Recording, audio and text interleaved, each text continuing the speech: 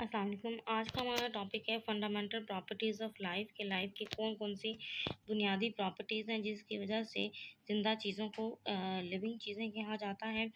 और उनमें हम सबसे पहले डिस्कस करेंगे व्हाट इज़ बायोलॉजी को। तो बायोलॉजी जो है वह is the study of living organism की जो स्टडी है उसको बायोलॉजी कहते हैं।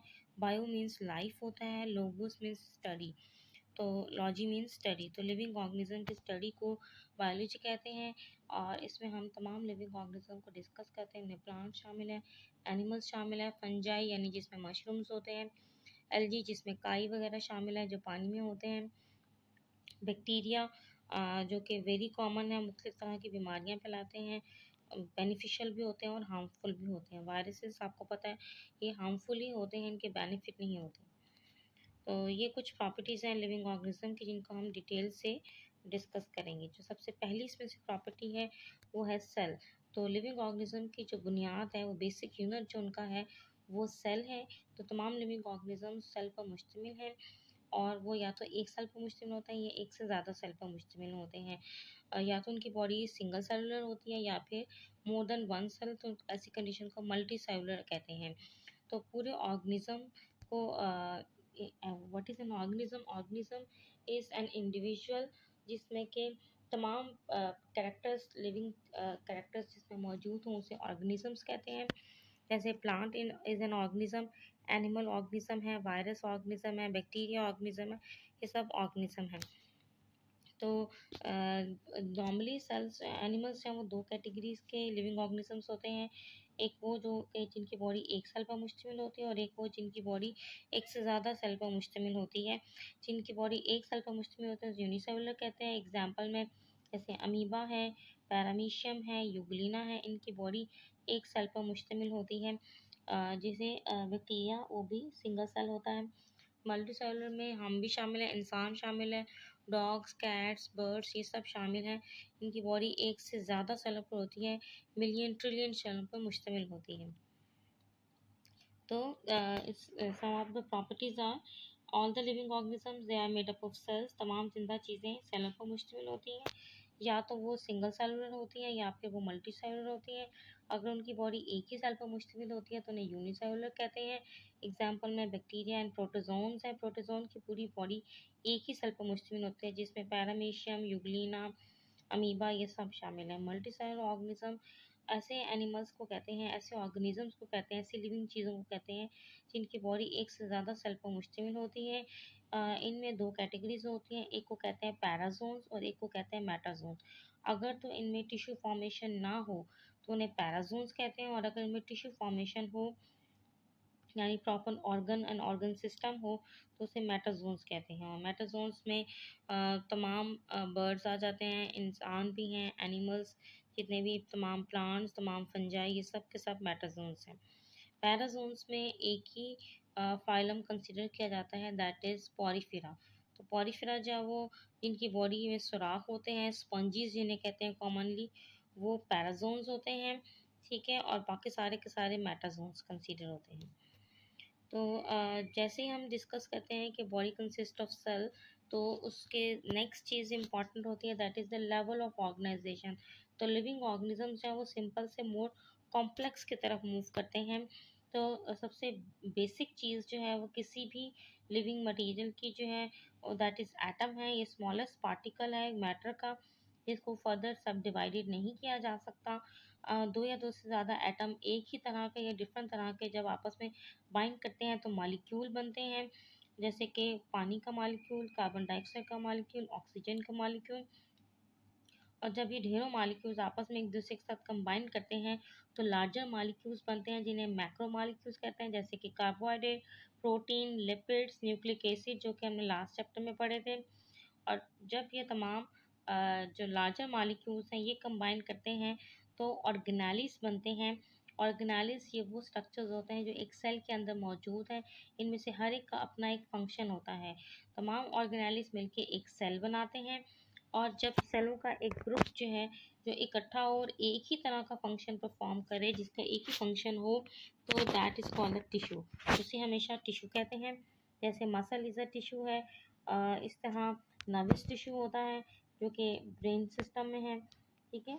तो ऑर्गन किसे कहते हैं, जब मल्टीपल टिश्यूज़ या एक से ज़्यादा टिश्यूज़ जो हैं जिनका एक ही काम हो, एक ही काम परफॉर्म कर रहे हों, तो दैट इज़ कॉल्ड ऑर्गन। जैसे स्टमक ऑर्गन है, इसमें मल्टीपल टिश्यूज़ होते हैं जिनका ओवरऑल काम है कि खुराक को ब्रेक डाउन करना, उसको तोड़ना, उसको फिजिकली भी तोड़ना और उसको केमिकली यानी एंजाइम्स को ऐड करके उसको ब्रेक करना, तो that is called organ. Organ के बाद ज़्यादा कॉम्प्लेक्स सिस्टम आ जाता है, that is called organ system. जब मल्टीपल ऑर्गन्स कंबाइन करते हैं तो वो एक सिस्टम बना देते हैं। जैसे डाइजेस्टिव सिस्टम में स्टमक होता है, खुराक की नाली होती है, इंटेस्टाइन होती है, आंतड़ियाँ, स्मॉल इंटेस्टाइन, लार्जर इंटेस्टाइन, ये सब मिलके एक पूरा का पूरा सिस्टम बनाते हैं। जब एक से ज़्यादा सिस्टम जब इकट्ठे हो जाते हैं, that lead to the formation of organism. तो इस तरह ऑर्गेनिज्म बन जाता है, और ऑर्गेनिज्म जो है ये हायर लेवल है ऑर्गेनाइजेशन का। तो ये अनदर डायग्राम है जो आपको इंडिकेट कर रही है कि कैसे जो है वो नॉन लिविंग मटेरियल से लिविंग मटेरियल बन रहा है। नॉन लिविंग मटेरियल में एटम, मॉलिक्यूल्स हैं, देन उसके बाद सेल आ जाता है, tissue, organ, organ system, organism. Organism के बाद नेक्स्ट लेवल्स को कहते हैं पॉपुलेशन। सबसे पहले आता है स्पीशी। स्पीशी कहते हैं कि एक ऐसे ग्रुप ऑफ इंडिविजुअल्स के, ऐसे ग्रुप को कहते हैं जो कि एक जैसे हों, जैसे elephant is a species, human is a species, cat is a species, dog is a species. और स्पीशी की इम्पोर्टेंस ये है कि स्पीशी के जितने भी मेंबर होते हैं वो सबके सब आपस में रिप्रोडक्शन करते हैं और उनसे नेक्स्ट जनरेशन आती है, ठीक है। तो एक ही तरह के जो इंडिविजुअल हैं जब किसी एक जगह पे पाए जाएं, दैट इज़ कॉल्ड पॉपुलेशन। जैसे human population, dog population, cat population, या आप गंदम का खेत जो है वो कहलाएगा वीट पॉपुलेशन, या गन्ने का खेत जो है वो शुगर केन की पॉपुलेशन है, ठीक है, इस तरह। तो नेक्स्ट लेवल होता है कम्युनिटी। कम्युनिटी किसे कहते हैं, जब दो या दो से ज़्यादा पॉपुलेशंस इकट्ठी एक जगह पाई जाएं, और इसमें प्लांट्स की पॉपुलेशंस भी हो सकती हैं, एनिमल्स की भी पॉपुलेशन हो सकती हैं, तो that system is called community.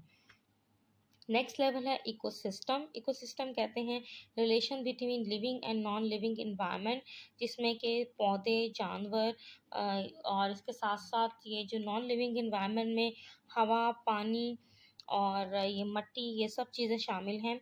तो इन सब का आपस में जो रिलेशन है, give and take relationship, that is called ecosystem. जैसे इकोसिस्टम की ढेरों एग्जांपल हैं, जैसे लैंड इकोसिस्टम जिसमें के ज़मीन पे पाए जाने वाले तमाम पौधे, जानवर और इर्द गिर्द का जितना भी इन्वायरमेंट है वो। वाटर इकोसिस्टम जिसमें कि दरियाओं का इकोसिस्टम है, इसके अलावा रिवर्स का इकोसिस्टम है, ओशन का इकोसिस्टम है, ठीक है।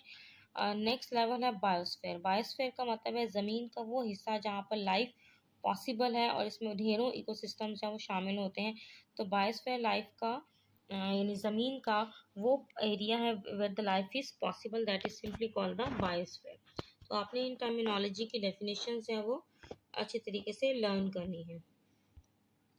नेक्स्ट कैरेक्टर लिविंग ऑर्गेनिज्म का है कि वो रिस्पॉन्स करते हैं, किसी भी तब्दीली के अगेंस्ट वो रिस्पॉन्स करते हैं। स्टिमुलस कहते हैं इन्वायरमेंट में किसी भी किस्म की चेंज जो कि इन्वायरमेंट में हो, जिसको आप डिटेक्ट कर सकें, जिसको आप मेजर कर सकें, जिसे आप मालूम कर सकें, दैट इज़ कॉल्ड स्टिमुलस। तो लिविंग ऑर्गेनिज्म हमेशा इन्वायरमेंट में तब्दीली को फ़ौरन से जो है वो उसको जान लेते हैं, और इसके लिए वो अपने यूज़ करते हैं सेंस ऑर्गन। तो जैसे 5 सेंसेस हैं हमारे पास। 5 सेंसेस में हमारे पास विजन है, सेंस ऑफ स्मेल है, सेंस ऑफ हियरिंग है, सेंस ऑफ टेस्ट है और टच है।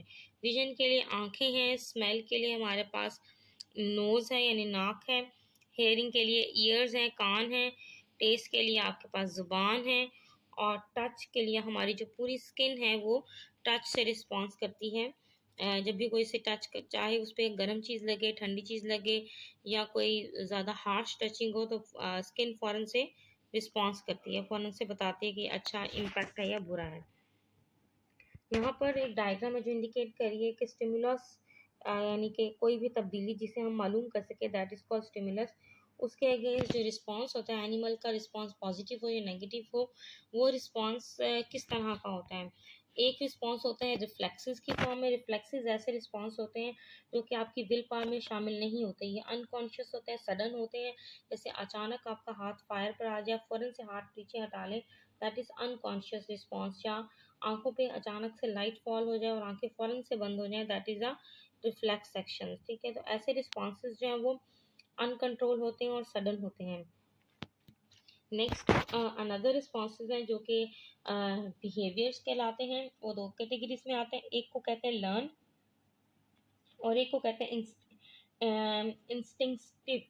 तो लर्न वो होता है जो कि हम वक्त के साथ सीख लेते हैं, जो लर्निंग कर लेते हैं हम, तो दैट इज़ कॉल्ड लर्न। और इंस्टिंक्टिव ये इनहेरिटेड होता है, ये जेनेटिकली होता है। जैसे बच्चे को पता होता है कि ये इसका मुंह है, मुंह में ही उसने हर चीज़ खाने के लिए डालनी है, तो ये उसका इंस्टिंक्टिव बिहेवियर होता है। और लर्न जो वो वक्त के साथ साथ जो है वो मुख्तलिफ चीज़ें सीखता है, that is called learn behaviour. तो स्टिमुलस की यहाँ पे थोड़ी सी डेफिनेशन है कि स्टिमुलस एनी फिजिकल और केमिकल चेंज इन इन्वायरमेंट, चाहे वो इंटरनल इन्वायरमेंट हो चाहे वो एक्सटर्नल इन्वायरमेंट हो, जिसे हम मालूम कर सकें, जिसके बारे में हम पता लगा सकें, that is called a stimulus. तो इसलिए इसको डिटेक्टेबल चेंज कहते हैं। स्टिमुलस में लाइट भी हो सकती है, स्टिमुलस में टेम्परेचर भी हो सकता है, कोई भी मैकेनिकल मूवमेंट जैसे बॉडी की मसल्स की मूवमेंट होना या टच होना, या किसी भी किस्म का केमिकल, चाहे वो हवा में हो चाहे वो फूड आइटम के अंदर हो, ठीक है ना, वो सारे के सारे को डिटेक्ट करना, that is called stimulus. Next category living things की क्या है कि for organisms to be living they have to use the energy. तो तमाम ऑर्गेनिज्म जो हैं वो एनर्जी को यूज़ करते हैं, और जितने भी रिएक्शन होते हैं किसी भी लिविंग ऑर्गेनिज्म में, उन्हें आम ओवरऑल जो है वो मेटाबॉलिज्म कहते हैं। और मेटाबॉलिज्म में दो तरह के रिएक्शंस होते हैं, एक वो जिनमें चीज़ें टूटती हैं और एक वो जिनमें चीज़ें बनती हैं। जिनमें चीज़ें टूटती हैं उन्हें कैटाबॉलिज्म कहते हैं, जिसमें कोई चीज़ नहीं बनती है उसे एनाबॉलिज्म कहते हैं। तो जो भी हमारी खुराक जो हम इनटेक करते हैं, फूड जो हम लेते हैं, उसमें हमेशा एनर्जी होती है, केमिकल एनर्जी होती है, उसे तोड़ा जाता है, फूड के टूटने को कहते हैं कैटाबॉलिज्म। और जब अगर कोई चीज़ बन रही हो, जैसे कि प्लांट्स जो हैं वो सूरज की रोशनी को इस्तेमाल करके कार्बोहाइड्रेट्स वगैरह बनाते हैं, शुगर बनाते हैं, और फिर हम पौधों को यूज़ करते हैं, तो पौधे जो खुराक बनाते हैं, तो that method is called anabolism. तो दोनों को कंबाइनली कहते हैं कैटाबॉलिज्म। तो यहाँ पे थोड़ी सी और कैटेगरी बताई है कि एनिमल्स किस किस मेथड से अपने एनर्जी गेन कर सकते हैं। तो एनिमल्स को या लिविंग ऑर्गेनिजम्स को दो कैटेगरी में रखा जाता है, एक को कहते हैं ऑटोट्रॉफिक और एक को कहते हैं हेटरोट्रॉफिक। ऑटोट्रॉफिक ये वो ऑर्गेनिजम्स होते हैं जो अपनी खुराक खुद बना सकते हैं, जिसमें कॉमनली जो है वो प्लांट्स शामिल हैं जो कि अपनी खुराक खुद बनाते हैं, और उस प्रोसेस को जिससे वो खुराक बनाते हैं, that process is called photosynthesis. तो फोटोसिंथेसिस के अमल से वो कार्बन डाइऑक्साइड और वाटर को आपस में कंबाइन करते हैं सूरज की रोशनी की मौजूदगी में, और प्लस क्लोरोफिल की मौजूदगी में। क्लोरोफिल की वजह से प्लांट्स हैं वो ग्रीन कलर के नज़र आते हैं। क्लोरोफिल पौधे को हेल्प करता है कि वो सूरज के अंदर मौजूद जो एनर्जी है उसको स्टोर करें और उसको यूज़ करें ताकि कार्बोहाइड्रेट बन सकें। हेटरोट्रॉफ्स हैं वो, इसमें एनिमल्स शामिल हैं, यानी इसमें हम भी शामिल हैं। ये वो ऑर्गेनिजम्स होते हैं जो अपनी खुराक खुद नहीं बना सकते, और इसीलिए ये ऑटोट्रॉफ्स को खाते हैं, यानी उनको उन पे रिलाई करते हैं, उन पे डिपेंड करते हैं अपनी फूड के लिए, अपनी एनर्जी के लिए। तो यहाँ पे कुछ और जो हैं प्रोसेसेस मेटाबॉलिज्म से रिलेटेड, तो वो आपको थोड़ा सा एक्सप्लेन कर रही हूँ मैं कि वैसे मेटाबॉलिज्म किसे कहते हैं, ऑल द एक्टिविटीज़ या some of all the chemical reaction जो लिविंग ऑर्गेनिज्म में हो, दैट इज कॉल्ड मेटाबॉलिज्म। और एक सबसे पहला मेथड क्या है कि प्लांट्स या लिविंग ऑर्गेनिज्म हमेशा अपनी जो एनर्जी का जो बेसिक सोर्स है वो सन होता है। तो तीन कैटेगरीज में लिविंग ऑर्गेनिज्म को अकॉर्डिंग टू देयर न्यूट्रिशन के वो अपनी खुराक किस तरीके से हासिल करते हैं, तीन कैटेगरीज में रखा जाता है। प्रोड्यूसर जो अपनी खुराक खुद बनाते हैं, जिसमें प्लांट शामिल हैं, एल्गी शामिल हैं। कंज्यूमर्स वो होते हैं जो कि अपनी खुराक खुद नहीं बनाते और प्रोड्यूसर को खाते हैं, जिसमें कि इंसान भी शामिल हैं, तमाम एनिमल्स शामिल हैं। और डिकम्पोजर्स वो होते हैं जो कि प्रोड्यूसर और कंज्यूमर की जो डेड बॉडीज़ हैं उनको खाते हैं, इसमें फंजाई वगैरह शामिल हैं, बैक्टीरिया वगैरह शामिल हैं। इनका काम होता है कि जब लिविंग चीज़ें यानी प्लांट्स और एनिमल्स जब मर जाते हैं तो उनकी डेड बॉडी में मौजूद जो फूड आइटम जो न्यूट्रंट्स होते हैं ये उनको ब्रेक डाउन करके अपनी एनर्जी हासिल करते हैं, और इस तरह जो है वो फूड साइकिल को ये रन करते हैं।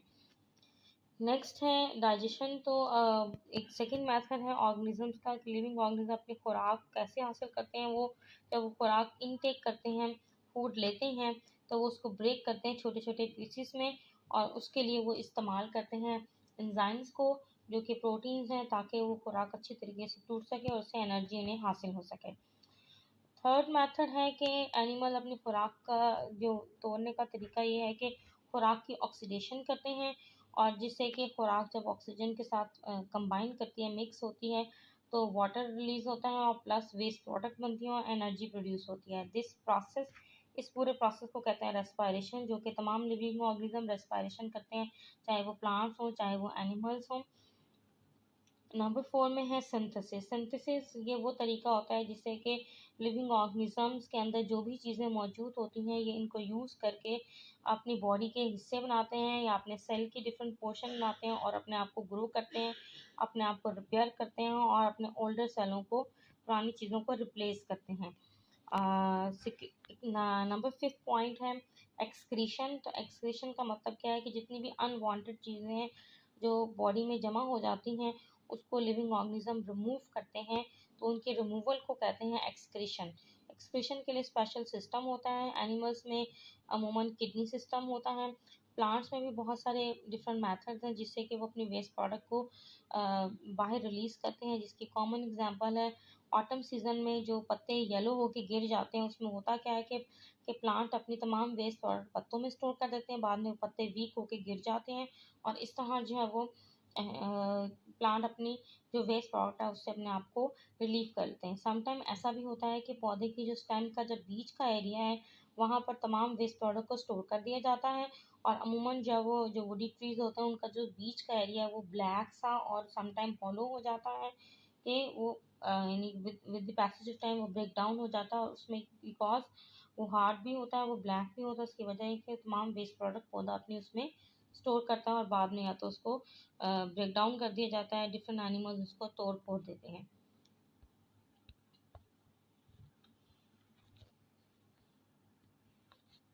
नेक्स्ट कैरेक्टर है होमोस्टेसिस। होमोस्टेसिस कहते हैं लिविंग ऑर्गेनिजम्स की एबिलिटी को कि वो अपने अंदर के इन्वायरमेंट को कांस्टेंट रखें।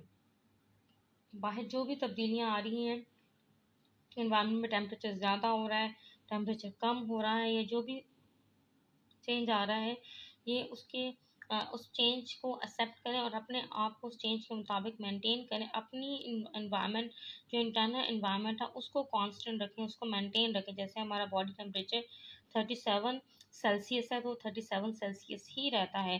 जब समर सीजन में बाहर का टेम्परेचर जो है वो 40 हो जाता है या 40 से ज़्यादा हो जाता है, तो हमारी बॉडी अपने आप को कूल डाउन करने के लिए स्वेटिंग करना शुरू कर देती है।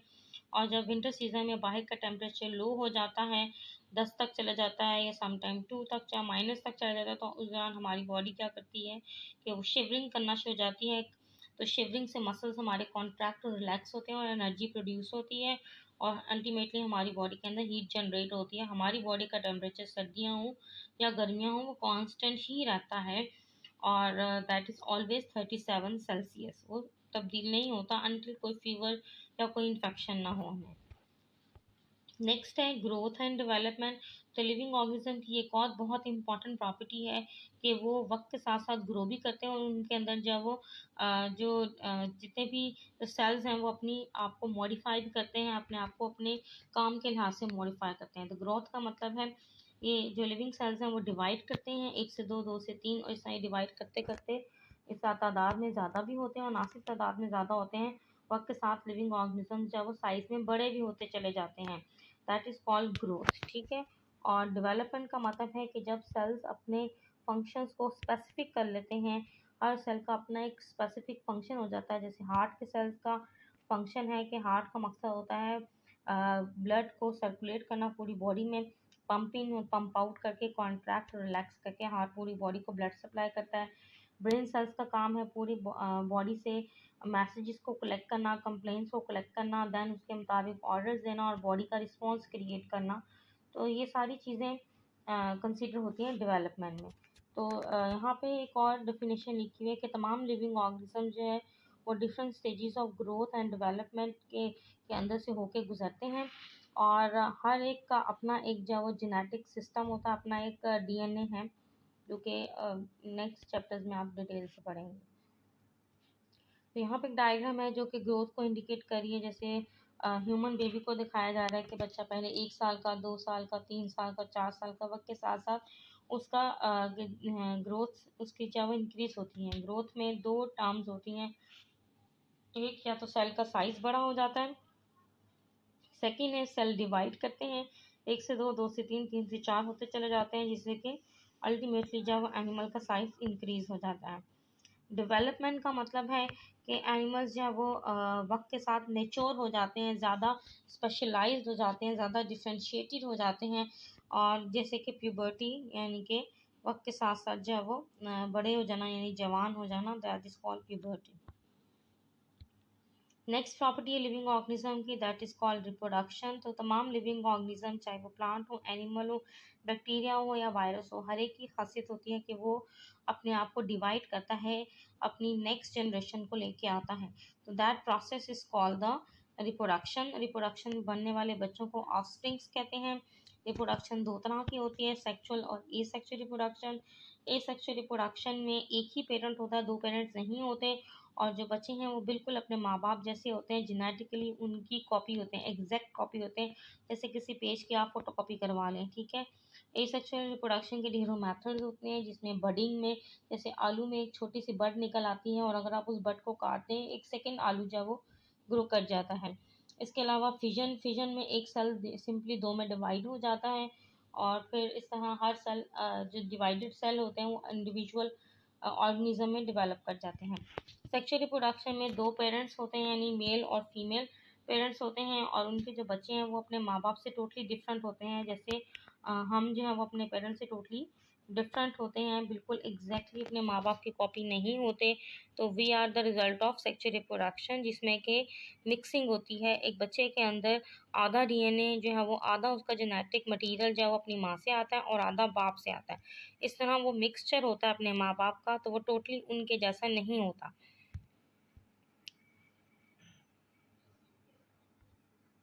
नेक्स्ट प्रॉपर्टी है कि अनदर, ये रिप्रोडक्शन से रिलेटेड है कि जिसमें थोड़ी सी डेफिनेशन बताई हुई कि सेक्सुअल रिप्रोडक्शन और सेक्सुअल रिप्रोडक्शन में क्या बेसिक डिफरेंस है। नेक्स्ट प्रॉपर्टी है हेरिडिटी, मतलब विरासत। तो लिविंग ऑर्गेनिज्म की एक और ख़ासियत है कि उनके अंदर जो भी मटेरियल होता है दैट इज़ कॉल्ड डीएनए, जो उसका जेनेटिक मटेरियल होता है, और वो जो डीएनए है वो अपनी नेक्स्ट जनरेशन में ट्रांसफ़र करते हैं। डीएनए के अंदर जो बेसिक यूनिट होते हैं उनको आप कहते हैं जीन्स को। हर जीन का काम होता है हमारी बॉडी का एक कैरेक्टर कंट्रोल करना। तो इस तरह जो कैरेक्टर्स हैं वो एक जनरेशन से दूसरी जनरेशन, दूसरी से तीसरी जनरेशन में मूव करते हैं, यानी विरासती चीज़ें जो हैं वो माँ बाप से जो भी कैरेक्टर्स हैं वो बच्चों में जाते हैं, बच्चों से उनके बच्चों में जाते हैं, इस तरह ये साइकिल रन होता चला जाता है। नेक्स्ट है evolution, this is another important property of living organism. Evolution का मतलब होता है इर्तका, यानी वक्त के साथ चीज़ें अपने आप को चेंज करती हैं। तो लिविंग ऑर्गेनिज्म जो है वो with the passage of time they change, वो वक्त के साथ साथ अपने आप को चेंज होती हैं।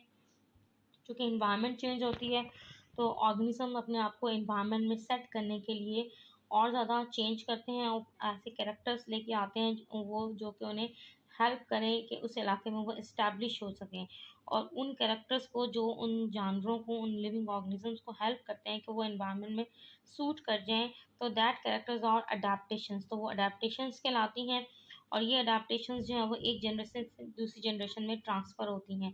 ट्रेड्स कहते हैं तमाम कैरेक्टर्स जो कि जेनेटिकली कंट्रोल्ड हों, जो कि हमारे जिसके कोई रीज़न है, हमारे डीएनए जो है वो हर कैरेक्टर का रीज़न है, आंखों का कलर, बालों का कलर, स्किन का colour, this is all of these characters are called traits. इन सबको ट्रेड्स कहते हैं, और ये जनरेशन टू जनरेशन ट्रांसफ़र होते हैं। यहाँ पे कुछ टर्म्स हैं जो कि हेल्प आउट करेंगी आपको समझने में कि what is adaptation, what is environment and what is homeostasis. Homeostasis पहले भी बता चुकी हूँ, maintenance of constant internal environment, के अंदर के एनवायरनमेंट को कांस्टेंट रखना, बाहर कुछ भी हो रहा है आपने इंटरनली जब एनवायरनमेंट को मेंटेन रखना है। एनवायरनमेंट किसे कहते हैं? लिविंग ऑर्गेनिज्म की सराउंडिंग एरिया को जो जहाँ पे भी जो इर्द गिर्द का जो माहौल होता है, दैट इज़ कॉल्ड एनवायरनमेंट। और अडेप्टेशन, जिसका भी पीछे भी मैंने आपको जिक्र किया कि ये वो चीज़ें होती हैं जो कि लिविंग ऑर्गेनिजम्स को, ये वो कैरेक्टर्स होते हैं जो उनको हेल्प करते हैं कि वो इस एनवायरनमेंट में मोर सूटेबल हो जाए। तो अडेप्टेशन क्या है कि कोई भी तब्दीली इन ट्रेड यानी इन कैरेक्टर्स में with the passage of time that help organism to survive better. यानी एनिमल्स के जो कैरेक्टर्स होते हैं, चाहे वो प्लांट्स हो चाहे वो एनिमल्स हो, उनके जो कैरेक्टर्स होते हैं उनमें वो तब्दीली जो उन्हें हेल्प करती है कि वो उस एनवायरनमेंट में ज़्यादा सूटेबल हो जाएं, तो दैट इज़ कॉल्ड अडेप्टेशन। और अडेप्टेशन की एक बेस होती है, that base is called DNA. तो डीएनए में की बेस पर वो अगर अडेप्टेशन हो तो वो ज़्यादा इफ़ेक्टिव होंगी, जो एक जनरेशन से दूसरी जनरेशन में ट्रांसफ़र होंगी। ठीक है, तो आज का टॉपिक हमारा था about the properties of life. तो आप इसको अच्छे तरीके से वंस अगेन थॉरली स्टडी करें और लर्न करें। Good luck.